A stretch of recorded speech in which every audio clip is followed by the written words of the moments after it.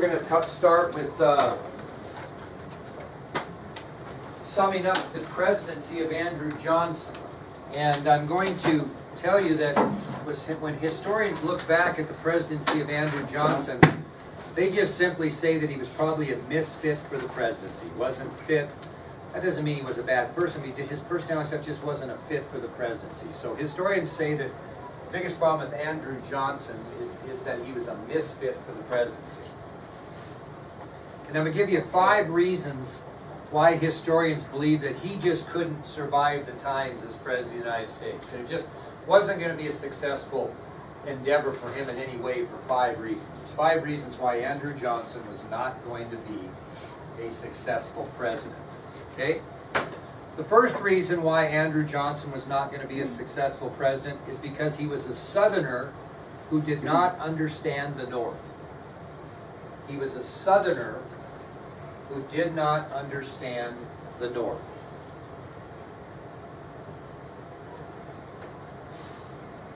He was a Southerner who did not understand the North. The second reason why Andrew Johnson could not be an effective president is because he was a Tennessean who was distrusted by the South. He was a Tennessean who was distrusted by the South. And you see he's kind of betwixt in between the North and the South, isn't he? He's a Southerner who didn't understand the North, and he was a Tennessean in which the South did not trust. He also was a Democrat who was never accepted by the Republicans. He was a Democrat who was never accepted by the Republicans.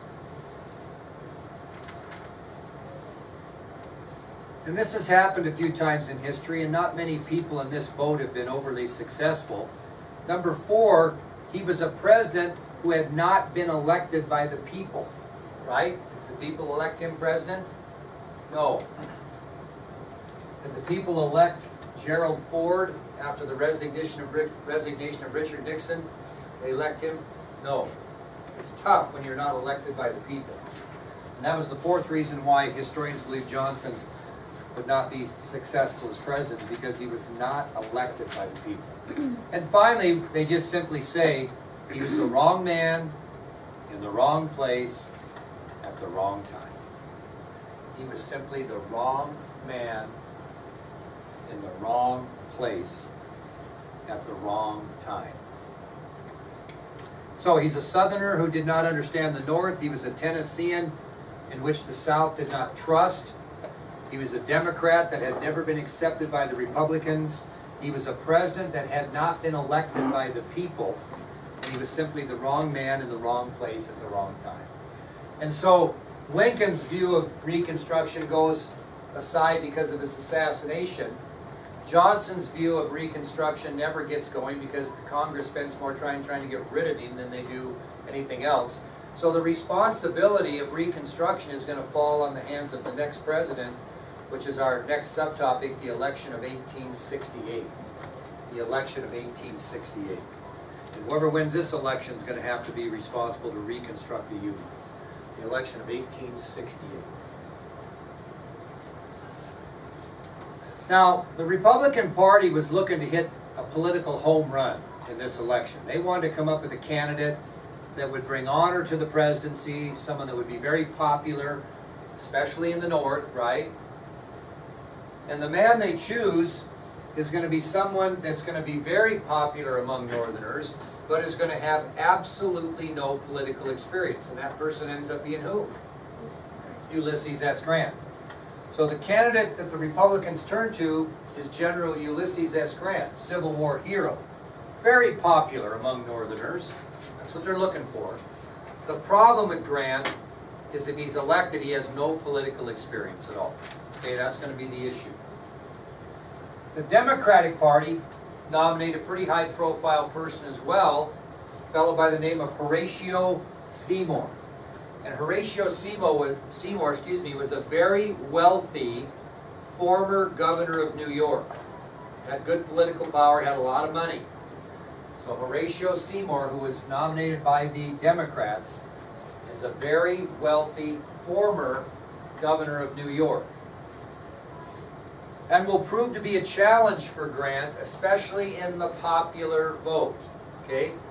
He will prove to be a good challenge for Grant, especially in the popular vote. Now, when the polls ended and they count up the votes, the popular vote count was very, very close. About 6 million people voted in this election. 6 million. And Grant defeats Seymour by only 309,000 popular votes. That's not many votes out of 6 million. Okay? About 5%. So it was a very close election in the popular vote. But I think we all know from the election we just had with Hillary Clinton and Donald Trump that the popular vote doesn't do much for you. Because Hillary Clinton won the popular vote by over 2 million and lost the election because of the Electoral College. And so although Horatio Seymour did very well in the popular vote end of things, he could not win the big states, and as a result, Grant received 214 of the 292 possible electoral votes. So Horatio Seymour could not find the success in the electoral vote that he saw in the popular vote, could not win the big states, and as a result, Grant receives 214 of the 294 possible electoral votes. And with that victory, Ulysses S. Grant becomes the 18th President of the United States. The 18th President of the United States. Now, I'm just going to tell you, this will be the second time in my life I've lectured on the corruption and scandal during the Grant presidency. I always kind of skipped that and went on to other things, but I've decided this year I think it's important you know about that, because Ulysses S. Grant will go down in history as maybe one of the poorest, if not the poorest president we ever had. A wonderful Civil War general, not a good president. And mainly because of the corruption and the scandals that went on during his presidency. So I want you to know about these because they're kind of interesting. So as I lectured the second period today, it was the first time I ever really lectured on this in my 40-year career. So you're getting something new. Every class gets a little bit different, a little more. Now, your legacy is a funny thing. If Ulysses S. Grant never runs for president, he probably would have been very, very popular as our wonderful Civil War hero general. But because he made the step to run for president, and actually he served 2 terms, 8 years, he's going to be more remembered for the scandal that occurred during his presidency, because it was one of the darkest times in American history. And he's going to be more remembered for that later in life than he will be for what he did positively. And how do you get yourself, how does his administration end up in a bunch of scandals? How does that happen? How does a president get himself involved in scandal after scandal in a presidency? What are 2 things that would have to happen for that to occur? Oh man, nobody says that. That's exactly right. Most kids say, well, he was part of the problem, he's part of the scandals. That's one way you could get yourself involved in scandals, but Riley hit it right on the head. Nobody ever does that. Is that he was too trusting, he was too honest, and he didn't believe that the people that he put in his cabinet that were a lot of his friends would ever do anything to profit for themselves at his expense. That's awesome, girl. He was too trusting. He was an honest guy. And he surrounded himself kind of like Andrew Jackson did with people, that liked him, that would be, doing him good deeds. And when you surround yourself with people that you trust, you kind of let them do your job and you don't micromanage much, right? You just let them do their jobs and you have trust in them that they're going to do the right thing. The problem was they didn't do the right thing. His friends took advantage of his position and profited themselves and got him in a bunch of trouble, is what happened. Go, Riley, that was awesome. So what I'm going to do is I'm going to explain to you the 5 major scandals that occurred during the 8 years that Ulysses S. Grant was president, and how each of the scandals gave his administration a black eye. He wasn't involved in any of them, but they happened under his nose by not only people that he trusted politically, but friends that he put in quality positions that got him in trouble. Okay? And I've listed them on your ID sheet and the IDs underneath them. The first one is the salary grab scandal. The salary grab scandal. This is kind of amazing. This is probably the lesser of the scandals. but it just didn't look very good. The salary grab scandal, which tells you that somebody was doing what? Well, kind of. They were grabbing salary. Here's what happened, believe this or not. During the time early in Grant's administration, the members of Congress, the House of Representatives, and the Senate voted themselves a 50% increase in their salary. 50% increase. That's a big increase. When teachers go and try to get an increase in their salary, if they get 2%, they're just thrilled to death, right? These people voted themselves a 50% salary increase. Now, this doesn't seem like a lot of money now, but it was at that time. So senators and representatives were making $5,000 a year to be in that position. All of a sudden, they raised their salary to $7,500 a year. They got a $2,500 raise, which was a 50% raise. And here's the sneaky part about this. They passed this law on the last day of the congressional session. What does that mean? Anybody know when Congress goes into session for a period of time, right? And they pass laws and do things? Well, they passed this on the very last day of the session. Why would they do something like that? So nobody had time to or question it. Yeah. So they passed this pay raise for themselves on the last day of the session. It even gets worse. And they write in the bill that they're going to retroactive that pay raise into the last 2 years. So they not only get a $2,500 raise for the upcoming year, they go back and give themselves a $2,500 raise for the year they were in and the next one. So what kind of a raise did they really get? 25 and 25 and 25 is $7,500. That's a lot of money back then. They just raised their salaries. So they not only got a $2,500 raise for this coming year that's coming up, but they went back and retroactively gave themselves a raise for the year they were in and the one before. So they gave themselves a $7,500 raise.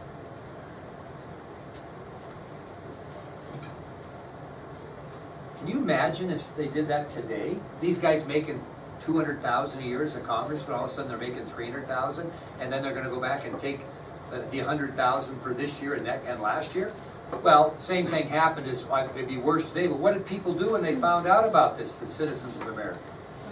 They went crazy, and they put on so much pressure on Congress. As the first day of the next congressional session, what did Congress do?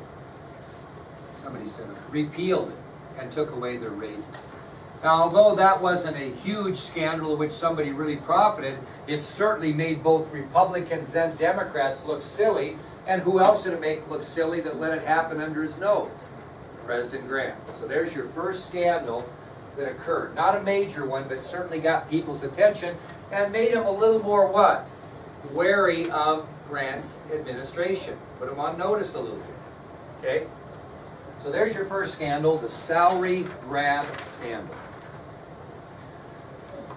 The next one is pretty amazing. It's called the Treasury Department scandal. The Treasury Department scandal.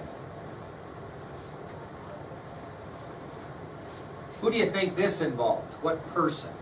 His name is William A. Richardson, but what position does he hold? Secretary. Secretary of the Treasury. So very good. This scandal will center around Secretary of the Treasury, William A. Richardson. Now, this is kind of an interesting story. Well, not long after the salary grab scandal ends, Secretary of the Treasury, William Richardson, is having trouble collecting late federal taxes that people owe. Okay? People have overdue federal taxes, normal citizens, etc. And he's having trouble collecting those overdue taxes. So what he does is he signs a contract with a private citizen by the name of John D. Sanborn, and he contracts him to do what? What? Collect these federal dollars that are overdue. So Secretary of the Treasury, William A. Richardson, signs a contract with a private citizen by the name of John D. Sanborn, and the contract allows Sanborn to collect those overdue federal taxes. Why would he do that? Why would he sign a contract to do that?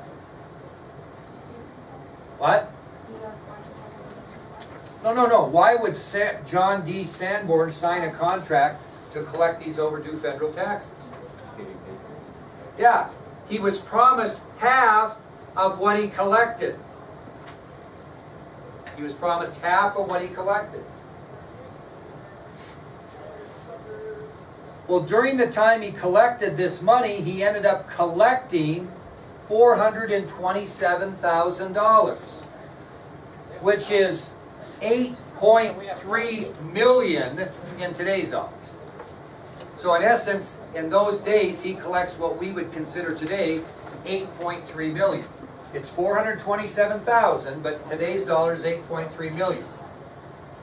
And of that $427,000, he kept $213,000, which is about $4.1 million today. Jeez, how'd that work for you? So he collects $427,000, which is about $8.3 million today, and he keeps for his efforts $213,000 for himself, about $4.1 million. Well, all of a sudden, people outside the Treasury Department find out about this deal, this contract, and they question Sanborn and say, "What in the world? You kept how much? $213,000?" And Sanborn says, "Oh, wait a minute. I only kept a small portion of that. I gave $156,000 to my assistants that helped me, which was about $3.2 million. So he claims of the $213,000, he gave $156,000 of that to his quote assistants. So in today's money, of the $4.1 million that he collected, he gave away about $3.2 and kept about $900,000 in today's money. Does that make sense? Okay. What would be your first question, Carter, if I told you that? Well, I gave most of it to my assistants. What would you say? Yeah, for now. Well, who are your assistants? Guess who they were? Politicians that helped him get the contract in the first place. So those guys that got him the contract benefited financially from doing that. He still made his money, right? But these people that got him the contract got kickbacks. That, kids, is called a scandal. Okay? Well, the problem was, this contract that the Secretary of the Treasury signed with this guy was absolutely legitimate. So he got his commissions. There was no going back. He legally had the country bound, and his assistants got their money. But somebody was the fall guy, and who was it? No, not Grant. He's going to get the heat on him, but who's Richard? That's right. He gets under pressure and resigns. So Secretary of the Treasury, William A. Richardson, resigns because what was probably going to happen if he didn't? He would be impeached by the House and tried by the Senate and kicked out of office. He could see it coming, so what did he do? Resign. But there's your second scandal, the Treasury Department scandal. Yes? He said he gave $156,000 away to those assistants, which had been about $3.2 million of the $4.1 million that he brought in. So everybody was in the middle of that craziness, right? Does everybody understand those first two? Well, about the time that the Treasury Department scandal gets over, we have another scandal that we know in history as the whiskey ring scandal. Whiskey ring scandal. This one is really kind of interesting. Now, what happened after the scandal? Did they need a new Secretary of the Treasury? They did, and they appointed Benjamin H. Bristow as the new Secretary of the Treasury. This guy was honest, clean Gene machine. This guy was as clean as you can get. Mr. Morals, okay? So the Treasury Department appoints Benjamin H. Bristow to be the new Secretary of the Treasury. He is an honest official, squeaky clean, great morals. And so what are you going to do when you take over the job after the Treasury Department scandal? You're going to make sure there's no other loose ends going on in the department, right? To make sure You don't want any trouble and you're watching. I'll be darned if he doesn't start looking around and he finds another scandal going on, a corrupt practice going on. Now, this involved whiskey distillers, and those are people that do what? Make whiskey. Now, what he found out is that these whiskey distillers were only paying about 7/8 of the taxes they should be. They're only paying about 7/8 of the taxes. They weren't paying their taxes. They're only paying about 1/8 of what they should be paying. So this corruption occurred when Bristow discovered that the taxes were not being collected on about 7/8 of the whiskey distillers. So every 8 whiskey distillers, only 1 was paying his taxes. That might be an easy way to understand, right? So he found out that only about 7 out of 8 whiskey distillers were actually paying their taxes. Okay?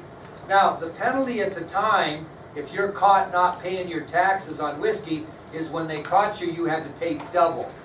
So if you owed $50,000, you'd have to pay $100,000 if they caught you for not paying. Okay? That was the law at the time. So again, I want to rephrase that. What Bristow found out that was 7 out of 8 whiskey distillers, those making whiskey, were not paying their taxes. And the penalty at the time, if you were caught not paying your taxes, was you had to pay double. Now, what he found out is that he had some people within the government that were guilty of blackmail and fraud. Now, this is a great story. Now, what do you guys refer to in your young age as an informer? What would you call an informer, John?